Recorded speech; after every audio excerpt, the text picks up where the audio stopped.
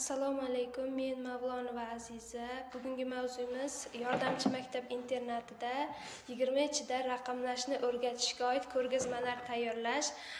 Bugungi mavzumizning rejalari sonlar haqida tushuncha, yordamchi maktab internatida 20 ichida raqamlashni o'rgatishga oid ko'rgazmalar tayyorlash, raqamlarga oid zamonaviy texnologiyalar va ko'rgazmali qurollar 3-mavzumiz hisoblanadi. Ushbu birinchi metodimizda sonlarni ketma-ketlikda taxlanishi kerak bo'ladi. Birinchi bolalarga hamma sonlarni chalkashtirilgan holda beriladi. U keyin raqamlarni ketma-ketlikda taxlab chiqishi kerak. Sonlarni ketma-ketlikda taxlash, mantiqiy fikrlash, taqqoslash, ketma-ketlikni tushunish va matematik tafakkur ko'nikmalarini shakllantiradi. Ikkinchi metodimiz barmoq bo'yicha sanash metodi hisoblanadi. Ikkinchi metodimiz nomi shu barmoq orqali sanash metodi.